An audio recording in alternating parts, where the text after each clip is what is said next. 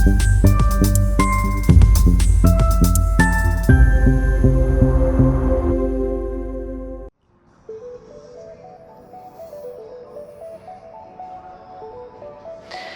name is Amanda Cruz, and I'm co-owner of the Creative Cup. My name is Eve Nemmit, and I am also co-owner of the Creative Cup. The Creative Cup is a coffee shop in downtown Zebulon that is much more than a coffee shop. It's a place where people can come and feel like they belong, a place where people can come and we know their names, and a place for generations to hang out together. It's just a major part of Zebulon, kind of like Zebulon's living room. So we opened April of 2022, and so this year, April 2026, we're super excited because it'll be our 4th year birthday, and it took us 4 years to get open. So we're super excited that this will be our first birthday that we've actually been here. When we first launched it, we kept putting coming soon, coming soon. We didn't know coming soon was really 4 years later. And so this birthday, we've been here 4 years, which is as long as we were coming soon before. At the beginning, it took us probably about a year to find a space. We were kind of jumping between a couple of different spaces, and then we actually were holding off announcing that we were coming soon because we had seen other people do that and not get open soon. So we didn't want to do that. So we waited until we knew we were really coming soon. Well, we knew we were coming soon in December of 2019. So what we didn't know is that spring was going to bring COVID, and so everything shut down, and then it was just a waiting game. And then once everything opened back up, we had supply issues for wood, we had windows took forever for things like that to come in, and just general construction deadlines, and then you have restaurant permitting, and there was just all the rules changed. Yeah, everything we had set up was none of that mattered, and we had to kind of start over. It was a post-COVID world, so it was a total start over pretty much. Yeah. And so it took us a while to get here, but I remember very clearly when we got our certificate of occupancy and could open the doors, and it was awesome. Well, so my family moved to Zebulon in 2017. I think it was 2016, somewhere around there. And we had moved here and really started getting involved in the community. And one of the things that we immediately noticed is that there was really no place for anybody to just be, to hang out and to meet other people. You know, there was different clubs you could be a part of, there was different things like that, but and nothing in the downtown area, because when we started there really wasn't anything down here. And so I think we just felt like that it was something that families needed here, that the town needed a place to be welcome and to hang out together. We also noticed that there was a really big gap in ages in Zebulon, in that you had really old Zebulon and traditional, and you had a lot of new Zebulon coming in because this town is booming. And we really wanted those two groups of people to come together and not it always be, it was this way, it should be this way, but how can we make it a community? And that really is a huge part of why we're here, because we felt like, you know, coffee and art are two things that bring people of different generations together. I think the building chose that.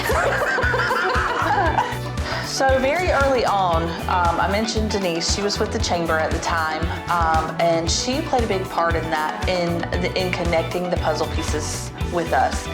Connected us with the town planners, with all the powers that be. We started immediately meeting with them to find out what we needed to do to be successful, and to do things the right way, you know, because Zebulon is a great town to be in, and it's a great place to have a business. We've never had any problems, and everyone has always wanted to see us succeed. So I think by coming forward with kind of our idea and talking it over with the town and making a plan to move forward together was probably our best step in how we received the most support from the town? Well, I think that's been our goal from the beginning, is to offer a space for people to be.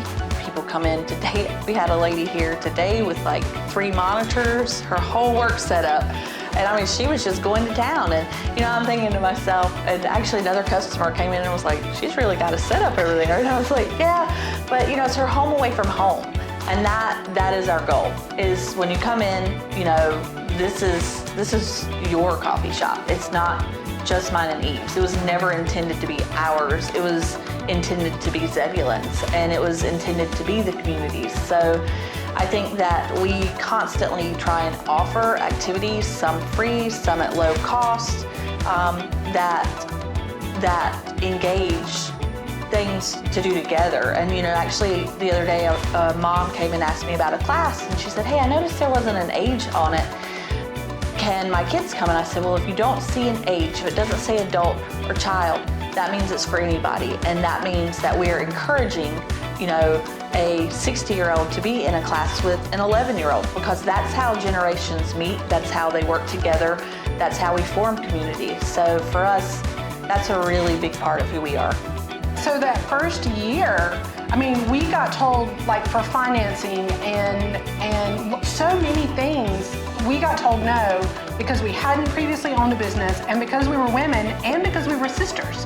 So we had 3 strikes against us because the, you know, whatever the numbers weren't were not in our favor. And so, you know, we were kind of like, watch this. I think for me, it is probably let your no's be no's and your yeses be yeses, you know, and to always consider if you feel it in your gut not to do it, or that to trust your own instinct. I think a lot of times as women in particular roles that we are, you know, given, we're moms, we're different things. I think that sometimes as a business owner, you can kind of get yourself in a little bit of a trap, of like a guilt trap, or a, you know, like I need to be doing this or I need to be doing this. But if you are given a vision and you are following that path, you just need to trust your gut on it and trust that you can do it, and not doubt yourself.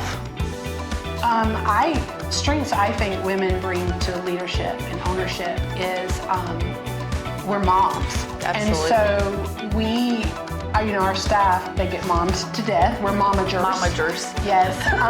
And you know, primarily a lot of our staff are teens, and so we also feel like, in addition to that calling of being to the community, our staff has been such an important part Absolutely. of who we are in this business. And I feel like our ability to multitask, our ability to stay organized, to like things clean, I think there are a lot of attributes that we brought.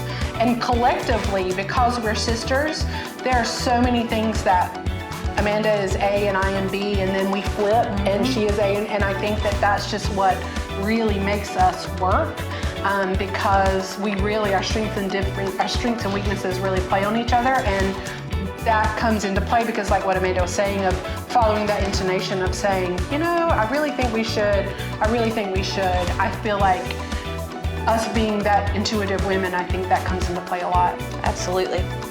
So we came up with the name of the Creative Cup. Really, it was in a dream. It was all just kind of, I guess, downloaded. You know, it was something we were praying about, and it just came. And I remember doodling it on a little piece of paper and just kind of letting it sit. And then I talked to Eve about it and showed her it, and then the quote, "a whole latte fun," came from wanting to merge art and coffee together, and of course we serve lattes, so it's cheesy but it's cute and a lot of people love it, and that's what we are. I mean, we're a whole lot of fun. You know, our staff loves to be here, we love to be here, and people love to be here, so it really fits us well. And in our logo, you can see it on your shirt, the art palette. The art palette is the plate for the cup. So it just works out for us, and it's just funny because now we get shortened a lot. A lot of times people call us the cup or TCC or things like that. It's just fun. But candle making, and we've done Like we did the one with we used the hand knitted Afghans in a piece of artwork, that type of thing. So just kind of merging stuff. Yeah. A few years ago, the town approached me as an artist to paint the town butterfly. It was coming up, and so I painted it for the first year. And then the second year, we were talking about how it would be really cool to get the community involved. The students take all of their artwork and present it to the town at our Spring Fest. And there, the town get to vote on which mural the butterfly is going to turn into, which is really cool because the kids get really excited because it's their artwork becoming public artwork. The town is really excited because they get a say-so in what gets put on display. It's just a really great piece that brings us all together. And it's one of the things I really love hosting here at the coffee shop. And it's hard to decide too. They're so oh my good. gosh, It's yeah, so hard picking which they get one better each and every year. They're so good. Yeah. Oh yeah.